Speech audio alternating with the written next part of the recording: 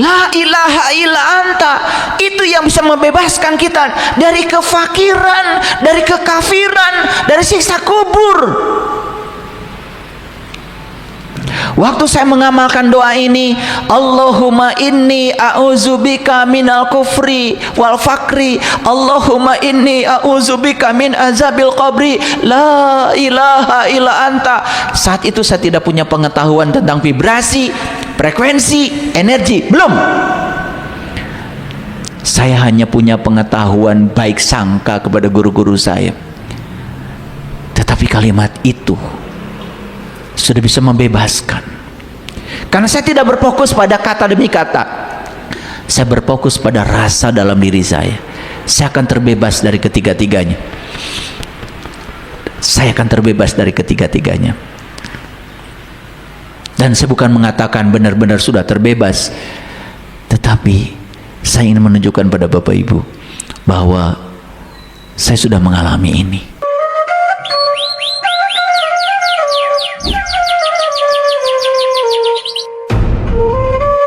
Bismillahirrahmanirrahim. Assalamualaikum warahmatullahi wabarakatuh. Salam sejahtera untuk kita semua. Om Swastiastu, Namo Buddhaya, salam kebajikan, Sampurasun. Rahayu Sagung Dumadi. Yakinkan semua makhluk hidup, baik yang kelihatan maupun yang tidak kelihatan, di setiap ruang dan waktu, di semua tingkatan, senantiasa hidup berbahagia. Mari kita bertekad agar di sisa kehidupan kita ini tidak boleh lagi ada makhluk hidup yang terluka oleh kata-kata kita. Tidak boleh lagi ada makhluk hidup yang tersakiti oleh tindakan kita. Tidak boleh lagi ada orang lain yang terampas haknya oleh kita. Tidak boleh lagi ada orang lain yang berkurang kebahagiaannya bertemu dengan kita. Tekad ini perlu ditanamkan setiap pagi bangun tidur, setiap saat. Karena kalau kita memulai hari dengan cinta, diisi dengan cinta, hadiahnya pasti cinta. Segala puji hanya milik Allah, sang kehadiran, sang keberadaan, energi universal, frekuensi, vibrasi, kecerdasan semesta tanpa batas yang meliputi semua makhluk, meliputi seluruh alam semesta. Tidak ada satu ruang pun di semesta ini yang kosong dari dirinya. Tidak ada satu ruang pun di semesta ini yang tidak ada kehadirannya. Oleh karena itu tidak ada satu peristiwa pun dalam kehidupan yang terjadi tanpa kehadirannya. Mari kita tidak menilai, tidak menghakimi dengan benar salah, baik buruk. Terimalah semua yang terjadi apa adanya. Mintalah diajarkan pada semesta pesan apa yang hendak disampaikan olehnya kepada kita. Seperti hari ini kita bisa berkumpul di tempat yang penuh berkah ini. Ada juga sahabat-sahabat ribuan yang sudah menunggu kajian ini di rumahnya masing-masing lewat kajian online. Saya selalu yakin bahwa teori kuantum entanglement, bahwa segala sesuatu di alam semesta ini selalu terhubung, bahkan tidak bergantung pada ruang dan waktu. Itu ada, nyata adanya. Karena kita semua ini dihubungkan oleh ruang kosong tanpa batas ini. Semua kita mengambil kehidupan dari ruang kosong tanpa batas ini. Kita mengambil energi dari ruang yang sama. Harusnya kehidupan kita pun berkelimpahan yang sama. Nah, kenapa kita berbeda? Yang membedakan bukan semesta, yang membedakan adalah diri kita sendiri. Oleh karena itu, mari kita bersyukur atas izinnya sehingga kita hari ini bisa dipersatukan, diresonansikan, energi kita bisa dipersatukan, kita bisa mengalami interferensi yang konstruktif sehingga kita bisa bersatu di tempat ini untuk sama-sama belajar.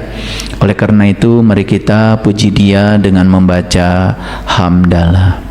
Alhamdulillahirabbil alamin. Mari kita terus menerus menyadari kehadirannya, keberadaannya, dayanya, karena kita bisa mendengar karena kehadirannya, kita bisa melihat karena kehadirannya, tubuh kita berwibawa karena kehadirannya, tubuh kita berharisma karena kehadirannya. Tanpa kehadiran ilahi dalam diri, tubuh ini hanya seonggok daging yang tidak ada manfaatnya. Oleh karena itu mari kita percaya bahwa ketika kita berada di jalannya, ridhonya, berkahnya tanpa diminta pasti akan selalu tercurah kepada kita semua. Mari kita sapa asma Allah dengan kelembutan dan cinta seraya membaca basmalah. Bismillahirrahmanirrahim. Para sahabat, hari ini saya ingin berbagi pengalaman tentang sebuah doa. Doa ini diajarkan sejak dari kecil, dan saya mengamalkan doa ini tanpa berpikir, karena saya selalu percaya tidak mungkin guru-guru saya, orang tua saya mencelakakan saya. Makanya saya cuma samina wa atona. Dari doa itulah kemudian muncul judul kajian kita hari ini, ya. Ada 3 kata penting. Yang pertama adalah kefakiran. Kefakiran yang dimaksud di sini adalah kondisi di mana kita selalu berada dalam ketidakcukupan, kekurangan. Kemudian yang kedua adalah kekafiran. Jadi ini sangat dekat ya bahasanya. Kekafiran yang saya maksud adalah ketertutupan, sulit membuka diri, ya, sulit untuk bisa menerima pengetahuan baru, tidak mau belajar hal baru, pokoknya gitu-gitu saja kayak robot. Itu namanya kekafiran, tertutup terhadap segala hal yang baru, pengetahuan baru, pengalaman baru, ya. Hidupnya pokoknya ya berkelindan di situ-situ saja. Banyak kayak gitu. Nah, akhirnya ini ada kaitan nih dengan siksa kubur. Saya tidak bicara siksa kubur yang ada di tanah, karena setahu saya siksa kubur itu ya sudah terjadi di sini, ya, di dalam diri. Siapa yang tersiksa? Yang tersisa adalah jiwa kita. Mana kuburannya? Kuburannya adalah tubuh kita sendiri. Jadi siksa kubur yang saya maksud adalah saat dimana kita terjebak, ya, terjebak dalam frekuensi rendah, dimana jiwa kita terjebak dalam frekuensi rendah. Ketika seseorang terjebak dalam frekuensi rendah, ya, dia terjebak di kesadaran rendah, apa saja menjadi menyiksa, ya. Angin sepoi-sepoi aja bisa membuat dia tumbang, apalagi badai yang kencang. Orang-orang yang jiwanya itu terjebak di frekuensi rendah, apa saja jadi masalah, apa saja membuat dia jadi menyesali. Makanya dalam hidupnya itu mudah menyesali keadaan, gampang tersinggung dengan hal-hal yang sepele, sering membicarakan sesuatu yang jelas-jelas tidak bisa diubah. Jadi selalu terikat ke memori masa lalu. Itu siksa kubur itu, ya. Atau kalau enggak, dia juga terjebak oleh pikiran-pikiran tentang masa depan. Lalu berkah hari ini, berkah saat ini di sini sekarang nyaris tidak terasa. Ditambah lagi tuh ada perasaan iri, perasaan dengki, ya. Orang lain sukses, dia yang tersiksa, ya. Orang lain kaya, dia yang pusing. Orang lain yang beli rumah bagus, dia yang kelaper-keleper gitu. Itu siksa kubur itu, ya. Siksa kubur itu, ya. Apalagi ketika sudah menuju kepada perasaan hasud, akhirnya ingin mencelakakan pihak lain karena ada ketidakrelaan ketika orang lain sukses. Ada nggak yang kayak gitu? Ada apa banyak? Siapa? Ya. Nah, setelah itu hidup terus, ya, membanding-bandingkan. Ya, apa saja dibandingkan, ya. Suami dibandingkan dengan suami tetangga, istri dibandingkan dengan istri tetangga, segalanya dibandingkan, ya, sampai alis-alisnya aja dibandingkan, ya tuh. Nah itu, ya. Kemudian yang berikutnya lagi, ya, keputusasaan. Nah, berbahaya sekali ketika keputusasaan duniawi ini kemudian dikompensasi, ya, oleh hayalan tentang masa depan. Gak apa-apa saya sengsara hari ini karena bagian saya kan nanti, ya, di sana. Itu terjebak oleh ilusi. Itu siksa kubur semua itu, ya. Kira-kira itu, ya, kekafiran, kefakiran, kekafiran, dan siksa kubur. Ini satu kesatuan yang sangat utuh. Nah, kita akan melihat nanti relevansinya, akan melihat hubungannya, ya. Makanya banyak sekali hadis-hadis walaupun katanya itu doif, tapi saya melihatnya bukan soal siapa perawinya. Kalau saya melihat hadis, lihat dari sisi pragmatisnya saja. Apa betul ada kenyataan bahwa kefakiran itu mendekatkan seseorang pada kekafiran? Kan fakta menunjukkan itu.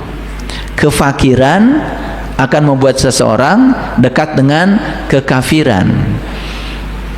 Bahkan tidak sedikit, ya, orang, ya, mengorbankan harga diri, mengorbankan moralitas, ya, mengorbankan kehormatan diri hanya demi untuk menutupi kefakirannya.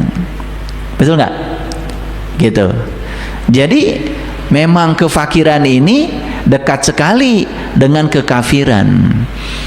Ya, walaupun itu hadisnya dikatakan palsu, saya nggak pernah melihat hadis ini palsu atau tidak dari perawinya, karena saya juga tidak pernah kenal, ya, kurikulum vitae dia juga saya nggak tahu, dan saya tidak mau menilai orang lain. Tapi saya melihat dari sisi pragmatisnya, apakah betul kefakiran itu mendekatkan seseorang pada kekafiran? Sederhana aja, ya, Bapak Ibu. Bapak Ibu hari ini kok bisa ngaji di sini? Pasti kan sudah punya cadangan buat makan siang, betul nggak? Pasti sudah punya cadangan buat makan nanti sore. Saya yakin, ya, yang belum punya cadangan buat makan hari ini belum tentu ada di sini. Mohon maaf, bukan meremehkan. Pasti sedang berjuang untuk mencari sesuatu agar hari ini bisa bertahan hidup. Betul nggak? Jadi kita bisa ada di sini ini mewah, ya, mewah karena kita, ya, punya cadangan. Rumah, ya, mewah-mewah juga ada, ya kan? Mobil mahal-mahal juga punya, kan gitu, ya. Uang banyak-banyak juga ada, kan gitu, ya kan? Ya. Makanan macam-macam juga di rumah ada, gitu kan? Jadi ada di sini. Coba mohon maaf, yang hari ini masih berjuang untuk bertahan hidup,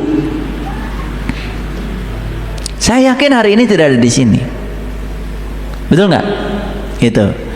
Jadi kalau Bapak Ibu ini levelnya sekarang sudah mencoba untuk mengisi hidup, sudah mengembangkan makna hidup, sudah tidak terjebak lagi oleh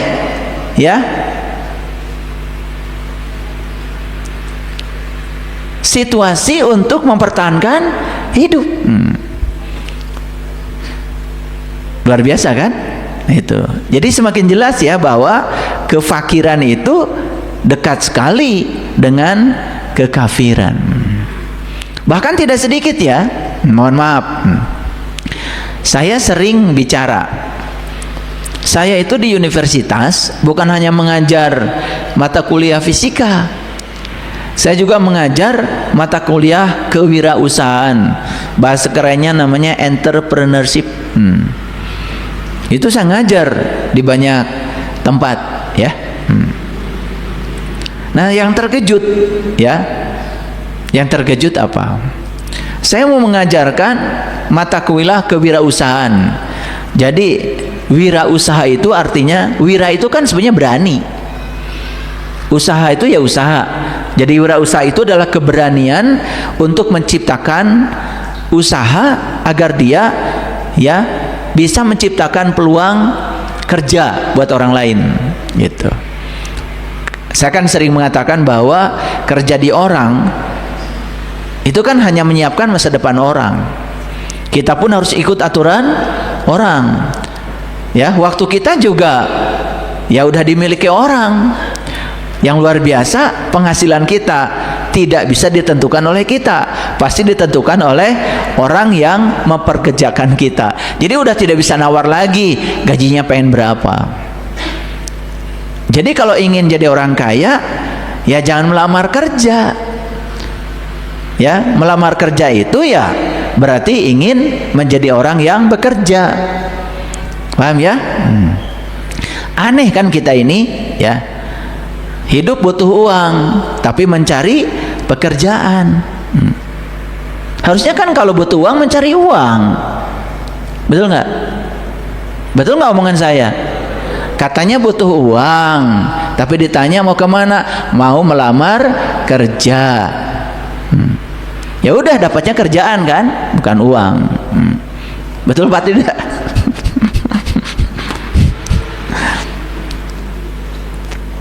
Nah, inilah kira-kira judulnya ya. Seperti apa sih doanya? Ini doa saya dari kecil. Jadi sampai sekarang doa ini ngelotok di sini ya. Allahumma inni a'udzubika minal kufri wal fakri. Allahumma inni a'udzubika min azabil qabri. La ilaha illa anta. Ini doa yang diajarkan sejak dari kecil. Pokoknya kalau urusan koleksi doa, saya gudangnya. Karena saya kalau ketemu dengan ulama, ketemu dengan teman-teman bapak saya, ya rata-rata tokoh-tokoh agama gitu, saya tidak pernah minta uang jajan. Saya minta doa pinter. Saya minta doa kaya. Karena bosan miskin terus ya. Nah, doa-doa kayak gini itu udah ngelotok sejak kecil itu. Waktu saya mengamalkan doa ini, saya nggak tahu, pokoknya berburuk sangka saja. Ternyata buruk sangka saja, walaupun tidak tahu isinya, itu getarannya sudah sampai. Nah, sekarang saja saya bicara energi, frekuensi, vibrasi, setelah saya belajar banyak sains, neuroscience ya, itu bahasanya mungkin berganti sedikit ya dari bahasa yang konvensional dulu. Coba Bapak Ibu ya, ada yang pernah nggak mengamalkan doa ini? Saya baru tahu ternyata doa ini diambil dari sebuah hadis. Dulu saya nggak tanya itu doa dari mana ya. Ya Allah, aku berlindung kepadamu, satu, dari kekafiran. Kalau di sini kafirnya disebutkan lebih awal. Ya. Yang kedua, ya, dari kefakiran. Nah, fakir disebut nomor 2. Pokoknya disebut yang mana saja, ya, itu ada maksudnya. Dan yang ketiga, ya, aku berlindung kepadamu dari siksa kubur. Nah, ini yang luar biasa nih, yang luar biasa. Kalimat ini, doa ini dipungkas dengan kalimat la ilaha illa anta. Tidak ada Tuhan selain Engkau. Nah, ini kan penegasan ya, bahwa tidak ada yang pantas untuk dijadikan sebagai sandaran kecuali Engkau, kan gitu. Tidak ada yang pantas untuk dijadikan sumber keberkahan kecuali Engkau. Tidak ada yang pantas untuk dijadikan tempat bergantung kecuali Engkau, kan gitu. Bahkan saya pernah itu ya mengalami goncangan ekonomi yang luar biasa. Pernah, jangan dikira ya. Udah pengalaman yang gitu-gitu. Ditipu orang pernah ya. Bahkan jumlahnya sangat fantastis. Utang banyak pernah itu. Walaupun utangnya bukan utang yang untuk diri sendiri. Kadang-kadang kita ya harus berutang bukan dari sebab yang ditimbulkan diri sendiri.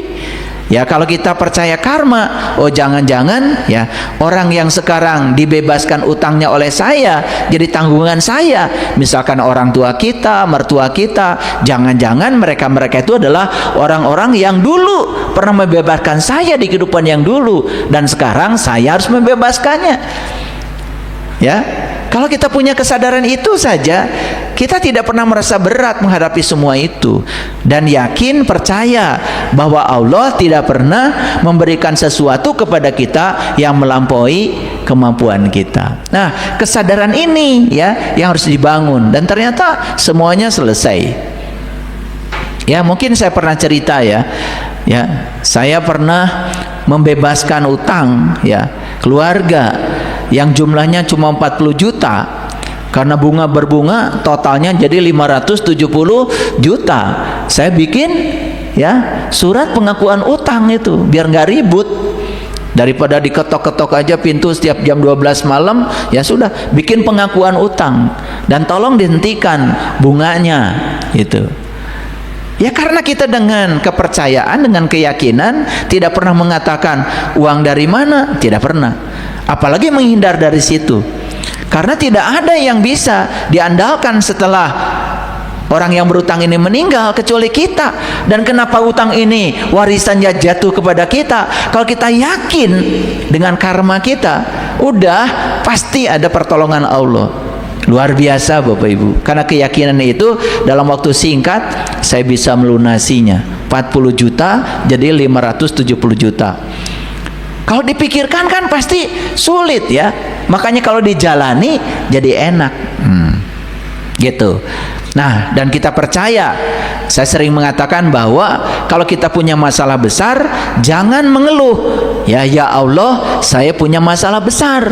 Lebih bagus kita katakan pada diri kita, pada masalah, hai masalah, saya punya Allah yang maha besar. Ketika kita mengatakan hai masalah, saya punya Allah yang maha besar, masalah itu nggak ada apa-apanya di hadapan Allah dan Allah yang membantu menyelesaikannya. Nah, yang gini-gini ini terkadang kita nggak punya ilmunya, betul apa tidak? Ya, kita ilmunya kan supaya yang ada di sini tuh ilmu putus asa ya. Seolah-olah segalanya sudah berakhir gitu ya. Seolah-olah hari esok tidak ada lagi, kan begitu ya, gitu. Nah, perhatikan sekali lagi ya. Ya Allah, aku berlindung kepadamu dari kekafiran. Kalau di doa ini kekafiran lebih dulu. Allahumma inni a'udzubika minal kufri. Yang kedua wal fakri. Nah, Allahumma inni a'udzubika min azabil qabri la ilaha illa anta. Jadi saya berfokus pada kalimat yang terakhir, la ilaha illa anta. Di situ justru energinya. Karena tidak ada yang bisa membebaskan itu, yang tiga tadi ya, kekafiran, kefakiran dan siksa kubur, kecuali dengan bantuan Dia gitu. Tetapi Dia hanya akan hadir kepada mereka yang mau mengubah dirinya. Tetap saja proses perubahan harus dimulai dari diri kita sendiri. Karena Allah kan sudah berulang kali mengatakan, aku tidak akan mengubah nasibmu, ya, kecuali kamu sendiri yang mengubahnya. Tapi aku memfasilitasi, aku mendorong, gitu loh. Allah itu fasilitator. Bahkan Allah itu katalisator sebetulnya, mencairkan semuanya kalau kita mau memulainya. Clear sampai sini? Oke, baik. Sekarang saya lanjutkan, ya. Bapak Ibu, doanya Nabi Yunus ketika ditelan ikan kan dipungkas juga dengan kalimat la ilaha illa anta. Coba, ditelan ikan tapi malah doanya la ilaha illa anta.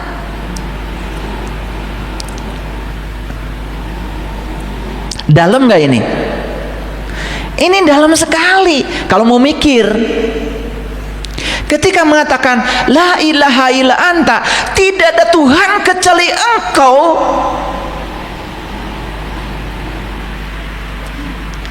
berarti Nabi Yunus sedang menyaksikan dia apa tidak? Sedang berhadapan dengan dia apa tidak?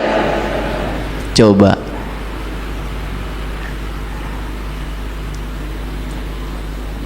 Tidak mungkin mengatakan la ilaha illa anta kalau saat itu beliau tidak sedang bertatap wajah dengan Tuhan, tidak sedang berhadapan dengan Tuhan, tidak sedang bermuwajah dengan Tuhan, tidak sedang bertawajuh kepada Tuhan. Nggak mungkin mengatakan la ilaha illa anta.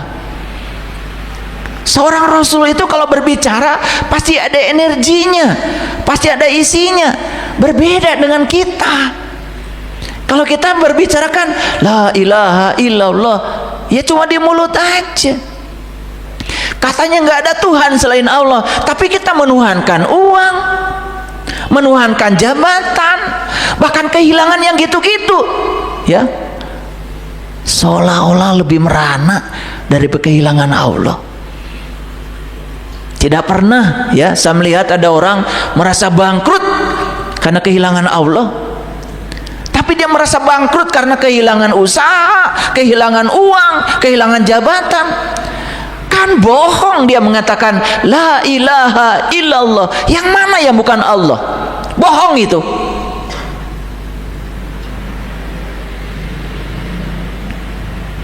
Kita tuh sering mengucapkan kalimat la ilaha illallah, la ilaha illallah, tapi tidak meresap ke dalam diri kita. Kalimat itu cuma di mulut kita, tidak masuk di kalbu kita, tidak masuk di rasa kita. Makanya kalimat la ilaha illallah yang kita ucapkan tidak ada getarannya sama sekali, tidak memancarkan energi, tidak ada emosi di situ, tidak ada rasa di situ.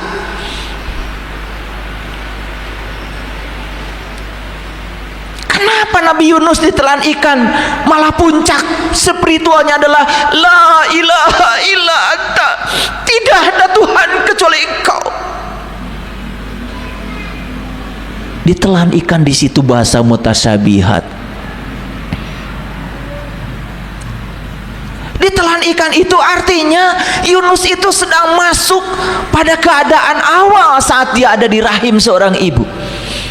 Masuk ke rahim ibu, sebetulnya dia mengalami pengalaman spiritual persis seperti saat beliau di rahim ibu.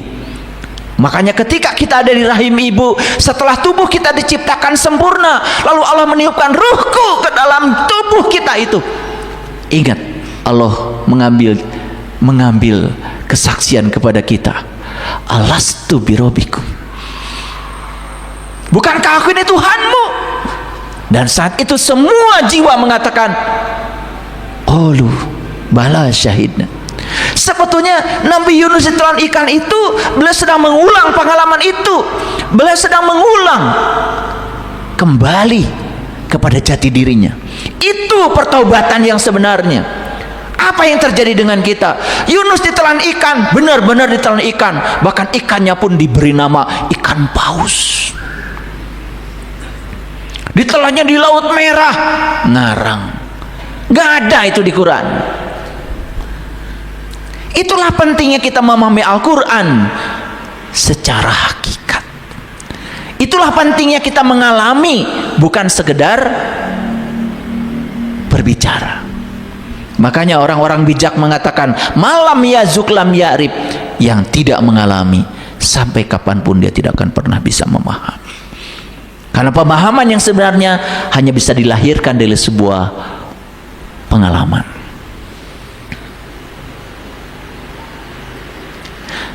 La ilaha illa anta, itu yang bisa membebaskan kita dari kefakiran, dari kekafiran, dari siksa kubur. Makanya saya sampai menulis buku judulnya 30 Titian Kesadaran. Buku itu saya dedikasikan buat semua umat yang ingin keluar dari siksa kuburnya. Kenapa? Siksa kubur itu artinya kita berada di kesadaran yang rendah, di frekuensi yang rendah. Sedangkan alam punya hukum tarik menarik, like attracts like, yang serupa menarik yang serupa. Begitu kita tidak keluar dari frekuensi rendah itu, kita akan terus menerus menarik semua yang frekuensinya sama dengan kita, dan kita tidak akan pernah bisa keluar dari jebakan itu. Alam semesta tidak mengerti bahasa kata-kata. Alam semesta hanya mengerti bahasa energi, bahasa vibrasi, bahasa resonansi. Bapak Ibu, waktu saya mengamalkan doa ini, Allahumma inni a'udzubika minal kufri wal fakri, Allahumma inni a'udzubika min azabil qabri, la ilaha illa anta. Saat itu saya tidak punya pengetahuan tentang vibrasi, frekuensi, energi, belum. Saya hanya punya pengetahuan baik sangka kepada guru-guru saya. Tetapi kalimat itu sudah bisa membebaskan. Karena saya tidak berfokus pada kata demi kata. Saya berfokus pada rasa dalam diri saya. Saya akan terbebas dari ketiga-tiganya. Saya akan terbebas dari ketiga-tiganya. Dan saya bukan mengatakan benar-benar sudah terbebas, tetapi saya ingin menunjukkan pada Bapak Ibu bahwa saya sudah mengalami ini.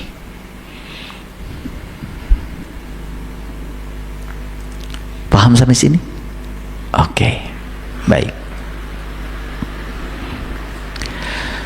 Lalu sekarang ini banyak sekali penelitian-penelitian tentang neuroscience, dan saya coba ingin menampilkan hasil-hasil penelitian ini dalam bentuk statement yang sangat penting. Ternyata kemiskinan berasal dari perasaan miskin. Kemiskinan itu bukan karena tidak kerja keras, bukan tidak bisnis, bukan tidak bekerja. Selama ini kita menganggap seolah-olah orang miskin itu tidak bekerja, orang miskin itu tidak berbisnis, orang miskin itu tidak bekerja keras. Mungkin kita punya pandangan seperti itu, betul? Dan ternyata pandangan kita dengan hasil riset berbeda. Ternyata kemiskinan itu berasal dari perasaan miskin. Ketika kita belum bisa membebaskan dari perasaan itu, mau bekerja keras, bikin bisnis, usaha, kerja, apapun profesi kita, tidak akan mendongkrak, tidak akan mengubah semuanya. Ulangi lagi, kemiskinan berasal dari perasaan miskin. Bapak Ibu perhatikan saya. Ayah ibunya dalam keadaan miskin. Lahirlah seorang anak yang dibesarkan di lingkungan yang miskin. Coba perhatikan. Kata-kata ibunya didengar nggak oleh anaknya? Misalkan keluhan tentang uang, keluhan tentang harta, keluhan tentang ekonomi, akan didengar nggak oleh anaknya? Didengar. Mungkin mengeluhnya juga tidak sehari kan? Hari ini mengeluh, besok mengeluh, lusa mengeluh, berikutnya lagi mengeluh.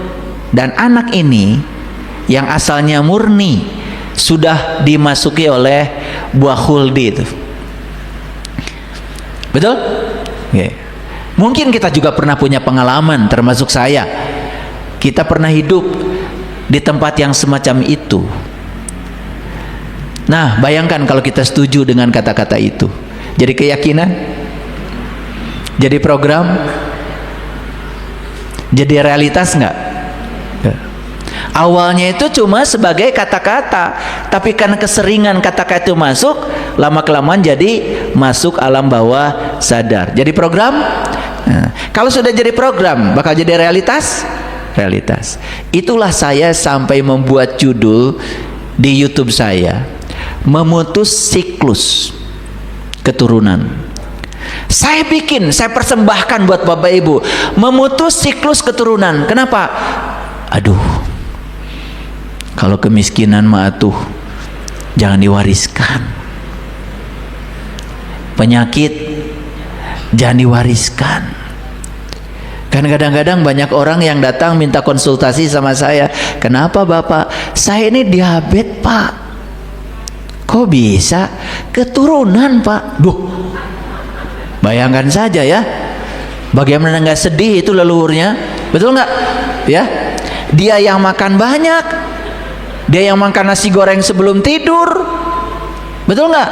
Dia nggak pernah olahraga, dia yang makan setengah bola nasinya. Tiba-tiba ketika dia sakit, dia tidak mau mengambil tanggung jawab dan kemudian mengatakan ini keturunan gitu loh. Nah, nanti kalau dia punya anak, si anaknya juga akan bilang ini memang garis kita ini yang diabetes. Bayangkan, betul nggak? Jadi program nggak? Iya. Masa iya leluhur kita mau nurunin penyakit? Masa iya kita tidak curiga gitu?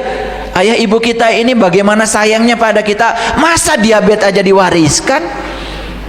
Bukan emas, bukan berlian, diabetes malah. Betul nggak? Ini kebiasaan kita. Betul nggak? Nah, makanya tempat yang paling berbahaya di mana seseorang lahir adalah tempat di mana dia dilahirkan. Dia akan dapat program apa dari situ? Bayangkan, kebayang nggak? Makanya Bapak Ibu ini sudah orang-orang yang luar biasa sebetulnya. Saya tahu masa lalu Bapak Ibu, tahu. Kalau saya baca data karmanya satu-satu saya tahu. Tapi Bapak Ibu ini berada di ruangan ini, sebenarnya itu sudah mulai sadar lah bahwa tidak mau setuju pada semua kata-kata itu, karena kata-kata itu telah terbukti tidak membuat kita berubah. Betul nggak? Makanya kita ingin keluar kan? Ingin mengubah diri kan? Oke, bagus. Jadi kemiskinan berasal dari apa? Dari perasaan miskin. Bapak Ibu mungkin pernah waktu kecil diajak sama ibu atau sama bapak jalan-jalan kemana, nggak tahu kemana, ya? Mungkin nunjuk baju, misalkan nunjuk baju waktu kecil. Coba ingat-ingat ya, nunjuk baju. Oh, itu bajunya bagus. Is, nggak ada uangnya. Itu pernah nggak? Atau itu baju bagus Pak, Bu, misalkan ya. Ih, buat makan aja susah. Nah, kata-kata itu pernah masuk nggak? Oke, masih dipakai nggak sekarang? Diwariskan nggak sama anak-anak kita?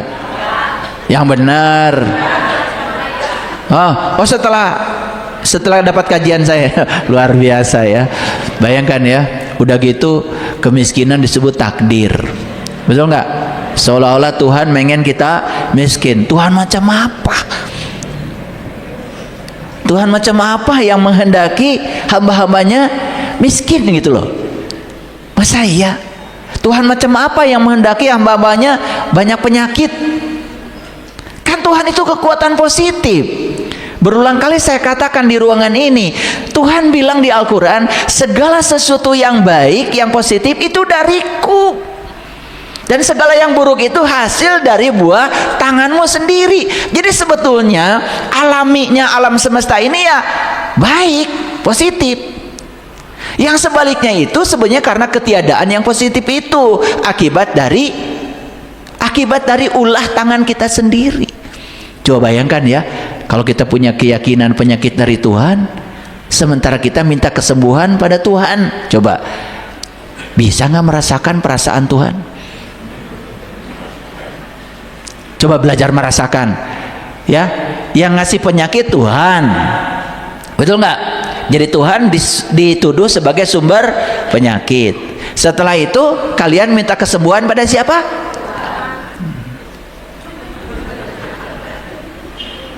Gitu nggak selama hidup? Ya Allah, nggak pakai mikir ya, nggak pakai mikir. Kalau kita bisa merasakan gimana sih perasaan Tuhan, ya dalam tanda kutip ya, kata Tuhan, katanya saya sumber penyakit, sekarang kamu minta disembuhkan, itu kan? Kata Tuhan, aku kan bergantung sangkaan kamu, karena kamu menyangka aku penyakit, ya sudah, sakit aja. Selama sudut harusnya diubah dulu. Tuhan mohon maaf, ternyata aku baru sadar kalau engkau itu adalah sumber kesembuhan. Penyakit itu karena kesalahan pola hidupku, kesalahan pola pikirku, gitu kan? Coba diakui aja itu. Banyak orang yang datang ke rumah saya konsultasi, ya, tiba-tiba menjadi sangat mudah untuk sembuh karena mengubah sudut pandangnya pada Allah. Bayangkan, kebayang nggak oleh saya? Pernah nggak dapat kajian kayak gini? Ya pernah di sini, ya. Oke. Ini riset yang kedua. Ketika kita menyadari tidak ada yang langka, maka seluruh dunia milik kita. Ini kalau kata-kata bijak pasti didapat oleh orang yang bijak. Pasti dia sudah mengalami kata-kata itu. Perhatikan kata-katanya indah sekali. Ketika kita menyadari tidak ada yang langka, maka seluruh dunia milik kita. Bapak Ibu, sering terpengaruh nggak oleh berita-berita televisi atau di grup WA? Betul nggak? Wah, sekarang beras lagi susah. Ikut larut nggak? Ikut apa tidak? Nah itu kalian tuh begitu modelnya. Ikut larut. Harusnya jaga perasaan kita. Kalau dijaga perasaan kita, pikiran kita, biarin aja, itu kan cuma berita. Buat saya tidak ada yang langka. Segala sudah tersedia. Pasti ada. Ada uang, nggak ada uang, beras pasti ada. Pernah nggak punya pikiran seperti itu Bapak Ibu? Atau larut pada pemikiran orang? Atau ikut menjelek-jelekan Menteri Pertanian? Atau minta diganti menterinya? Ya Allah. Padahal sesederhana itu ya. Kalau kita mau ke dalam semuanya tuh. Makanya saya tuh nggak pernah merasa ada yang langka. Ya. Saya tadi pagi keluar dari rumah, ada kardus besar-besar. Apa ini? Oh, ini katanya ada mangga alpukat dari Pasuruan 2 dus. Ada pepes ikan, ya. Ada berapa tahapan gitu, pakai plastik gitu. Ini gimana makannya? Itu. Saya bilang, nggak kalian buka, kenapa? Nunggu bapak? Ya, nunggu yang kayak gitu. Buka aja, makan. Ada yang kirim nangka. Tadi malam jam 10 katanya. Coba. Jadi sebetulnya Bapak Ibu, kalau kita tidak pernah berpikir langka, semua dunia milik kita.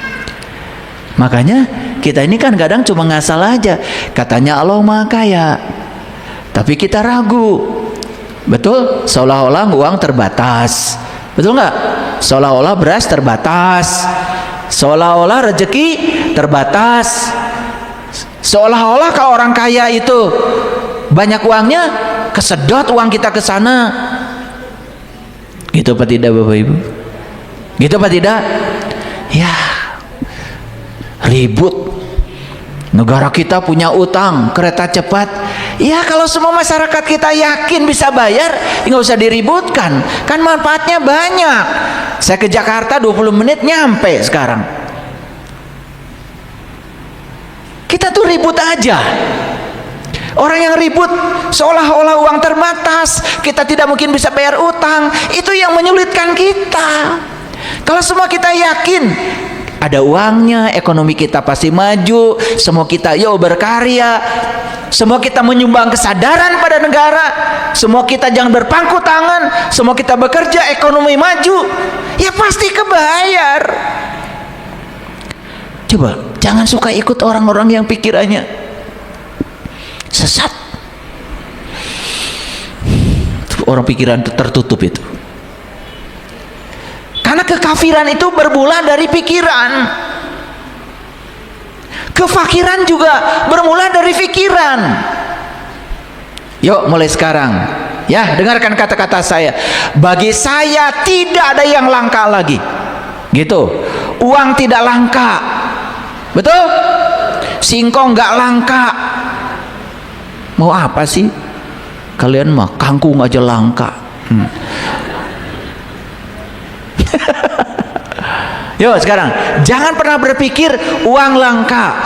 Buang pikiran bahwa uang itu jauh dari saya. Buang. Uang itu tidak suka sama saya. Buang. Makanya kita harus punya hubungan yang sehat pada uang.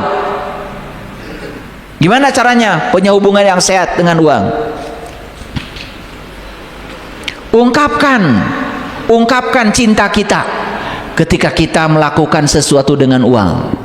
Sederhana. Kalau kalian memberi sesuatu pada orang lain, merasa berkurang saja, itu persahabatanmu dengan uang tidak bagus.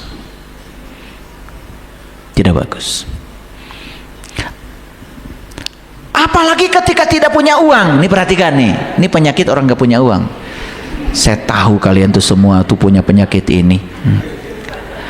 Orang yang sedang tidak punya uang biasanya punya perasaan yang buruk terhadap uang. Akui. Ulangi kalau belum mengerti. Orang yang sedang tidak punya uang biasanya punya perasaan yang buruk terhadap uang. Perasaan yang buruk tuh gini, uang jauh dari saya, uang tidak suka sama saya, ya, uang jahat sama saya. Itu perasaan buruk bukan? Nah sekarang perhatikan saya. Kita tidak bahagia karena uang, berarti si uang itu dijadikan sumber penyebab ketidakbahagiaan kita. Bisa nggak merasakan perasaan uang? Ini soal perasaan ini. Biar kalian ngerti lebih detail gitu loh. Uang itu energi, uang itu punya perasaan. Bayangkan, kamu tidak bahagia, tiba-tiba menuduh uang. Uang sebagai sumber ketidakbahagiaanmu. Itu uang jadi kambing hitam nggak? Bisa merasakan perasaan uang? Oke, kalau bisa saya lanjutkan pertanyaannya. Itu uang rindu nggak sama kamu? Nah loh, ini yang saya sampaikan penting banget. Pengalaman saya dulu. Ya, kenapa? Saya mikir uang itu kok sama orang lain gampang sekali. Kok ke saya? Saya pernah mengalami situasi itu. Makanya karena pernah mengalami, jadi saya bagikan pengalaman ini. Ya Allah, saya bukan mau itu. Kemudian saya ngasih pelatihan Dirindukan Uang. Saya suruh peserta baca notifikasi mobil banking saya. Nggak getar terus. Ini dari tadi getar terus. Saya tahu getarannya kalau uang masuk. Karena energi itu ya. Nggak ada debit, kredit terus, kredit. Dan itu semua bisa, Bapak Ibu, bisa. Saya bukan mau menunjukkan saya ini berhasil, tidak. Saya tidak. Saya ingin berbagi pengalaman. Jujur, coba ulangi lagi. Ketika Bapak Ibu tidak punya uang, perasaan Bapak Ibu terhadap uang, jujur, positif apa negatif? Negatif. Uang jadi penyebab ketidakbahagiaanmu Betul nggak? Uang penyebab penderitaanmu, coba bayangkan, semua ditumplekan ke uang. Coba rasakan perasaan uang. Nah, sekarang gimana caranya, Bapak Ibu? Coba belajar untuk merasa bahagia di dalam dan tidak menggantungkan pada situasi di luar. Itu yang disebut dengan menjaga frekuensi, vibrasi, energi di level yang kita dambakan. Kalau usaha sedang turun, jangan ikut turun bersama penghasilan. Rasa kita harus dijaga di level yang kita mau. Kalau rasa kita turun, ngikuti penghasilan kita, bangkrut Bapak Ibu. Semua orang yang bangkrut itu karena apa? Saat dia turun, terus dibicarakan, usaha lagi turun nih, usaha lagi turun nih. Wah, semua di grup WA tahu kalau kamu lagi bangkrut. Diumumkan ke semua penjuru dunia. Bahkan setiap bertemu dengan orang, kamu senangnya cerita kebangkrutan, padahal yang diinginkan adalah kesuksesan. Bayangkan betapa bodohnya kita selama ini, betapa tidak sadarnya kita selama ini. Betul apa tidak omongan saya? Nih, dibentak sedikit. Ciptakan hidup yang menyenangkan, ciptakan masa-masa yang menyenangkan. Kitalah yang menciptakan masa-masa kita. Sebagaimana diri kita, begitu pula masa yang kita alami. Saya sudah katakan berulang kali bahwa semua realitas ini adalah proyeksi dari apa? Dari pikiran kita, dari perasaan kita di dalam. Dan kalau pikiran kita yang di dalam, pikiran dan perasaan kita di dalam baik-baik saja, tenang-tenang saja, like attracts like, kita tidak ikut pada situasi yang di luar. Nah, kita ini gampang sekali mengikuti situasi yang di luar. Betul nggak Bapak Ibu? Makanya orang yang paling saya kagumi di dunia ini cuman ibu saya dan bapak saya. Bapak saya bekerja sendiri, ibu saya tidak bekerja. Ibu saya benar-benar ibu rumah tangga yang hebat. Bapak saya cuman seorang pegawai perkebunan di perkebunan teh. Buruh. Anaknya 11. Dan saya tidak pernah melihat mereka bertengkar soal uang. Saya tidak pernah melihat pertengkaran ibu bapak saya selama saya hidup, selama saya jadi anaknya. Bayangkan, anak 11, 2 tahun sekali lahir, saya anak ke-7. Anak ke-7 udah kebayangkan? Kalau anak pertama dibeliin mainan, anak kedua ada bekas mainan anak pertama, anak ketiga masih dapat cerita kalau anak pertama dulu pernah dibeliin mainan. Ceritanya masih nyampe. Dan anak ketiga, anak ke-7 cerita aja udah gak nyampe.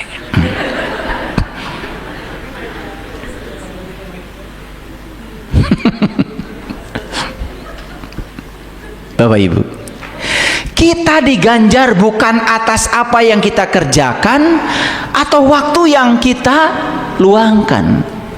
Perhatikan saya, kita diganjar atas takaran cinta yang kita berikan. Paham? Oke, lihat saya semuanya, lihat saya.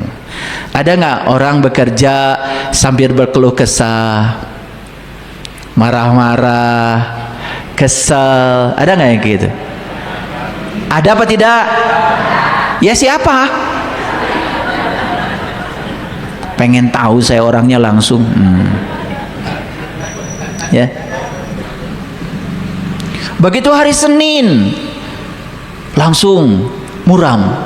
Wah, harus bekerja. Kebayang nggak itu? Ada cinta nggak dalam dirinya? Nggak ada. Kerja selalu berorientasi pada uang, uang, uang, uang. Makanya saya bilang, kamu jangan kasbon ya sama saya. Kenapa Pak? Kamu tuh kalau kasbon, hari Senin muyung. Seolah-olah saya Sabtu tidak ngasih gaji. Padahal gajinya sudah dipotong. Kan kasbon. Makanya kalau yang nggak kasbon beda, peredaran darahnya lancar. Makanya kalau kasbon juga dibatasi, ya. Kasbon dibatasi, jangan lebih dari 20% dari gaji kamu kasbon. Nanti kamu kurang bagus. Bayangkan ya, mohon maaf, banyak orang yang ya katanya ini gajinya sudah 90%, ya, SK digadaikan, macam-macam. Setiap tanggal 1 terima tinggal 10%. Udah kebayang nggak seperti apa? Belum lagi tidak punya ilmu untuk memanage diri. Kemudian pikiran dan perasaan larut pada situasi. Wah, sudah kebayang ya, pinjol kayaknya ini.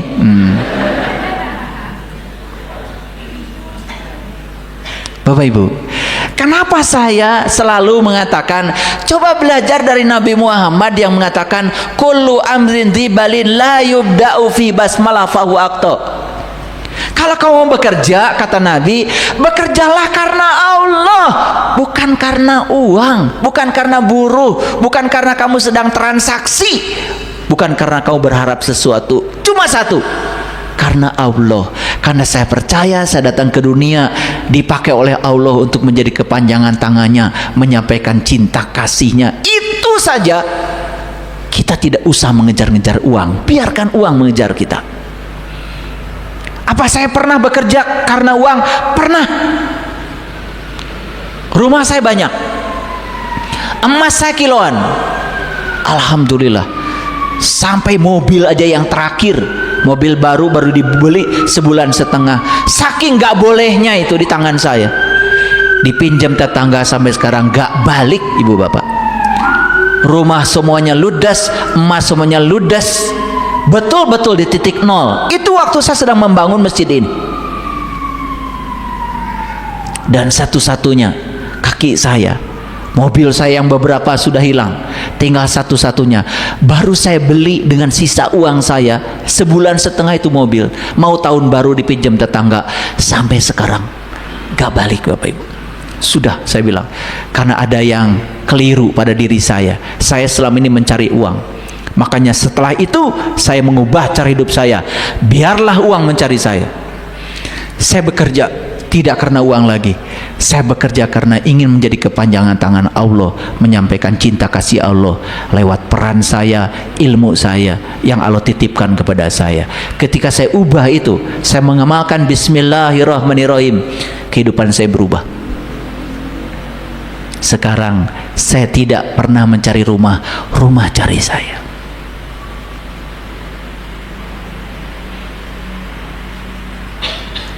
Paham Bapak Ibu? Oke, perhatikan saya. Kita diganjar bukan atas apa yang kita kerjakan. Gak peduli alam semesta. Kamu kerja keras, kamu kerja seperti apa, gak direken sama alam semesta. Catat itu. Yang kedua, kita diganjar bukan atas berapa lama waktu yang kita luangkan untuk bekerja. Tidak. Dan kita hanya diganjar berdasarkan berapa besar ukuran cinta yang kita tumpangkan saat kita bekerja.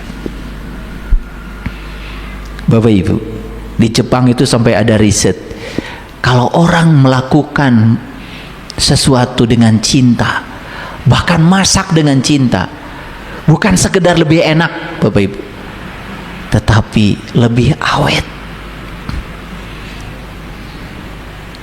Jadi kalau masak pagi-pagi sayur, suami mau makan jam 12 siang sudah basi, udah jelas nggak ada cinta. Kalau ada cinta, gak mungkin basi. Coba nggak ada cinta, pasti motong-motongnya marah-marah. Betul nggak? Pasti nyucinya gak bersih. Iya. Saya diajarkan kebersihan oleh kakek nenek saya. Karena apa? Kakek nenek saya bilang, kalau bikin tempe itu kata-kata kotor, pikirannya kotor,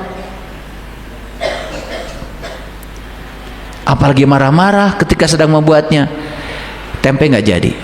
Proses fermentasinya nggak jadi. Makanya kenapa tempe kakek nenek saya itu paling terkenal dulu di Garut. Semua orang pengen beli tempe kakek nenek saya. Kenapa? Waduh, tempenya itu Bapak Ibu, sampai sekarang saya belum merasakan lagi tempe kayak gitu. Enaknya itu, proses fermentasinya itu sempurna. Kakek nenek saya belum belajar energi, vibrasi, frekuensi, naon eta teu nyaho.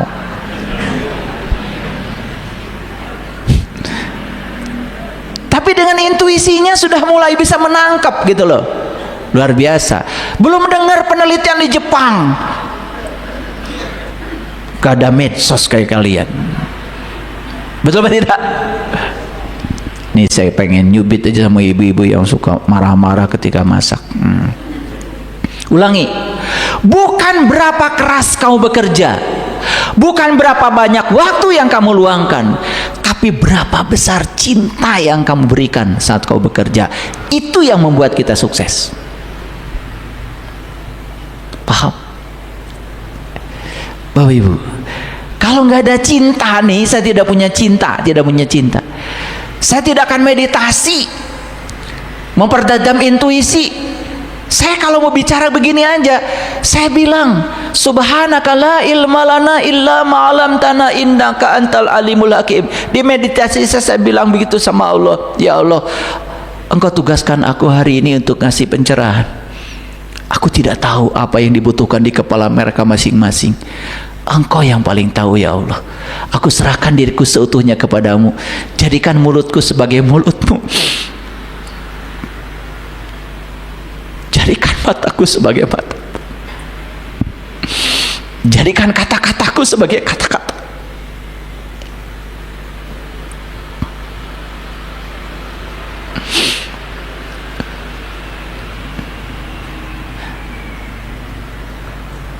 Jadi kalau Bapak Ibu merasa kok ada getaran, ada energi, karena ini bukan hawa nafsu, bukan saya sedang ceramah, bukan.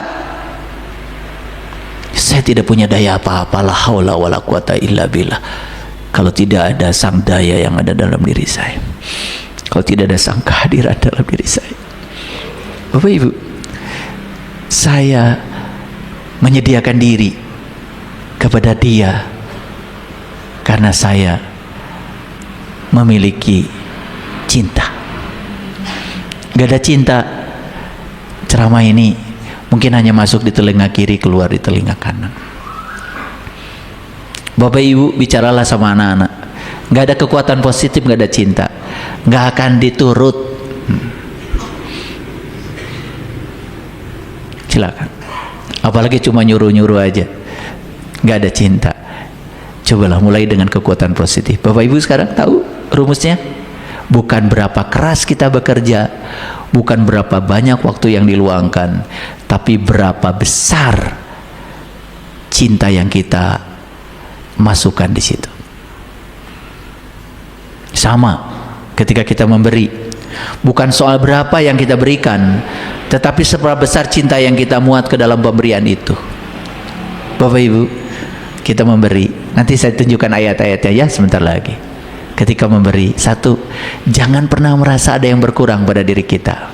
Dua, berikan yang terbaik yang kita punya. Jangan ngasih bekas, jangan ngasih yang sudah tidak dipakai, jangan ngasih sesuatu yang kamu tidak makan, jangan ngasih yang busuk.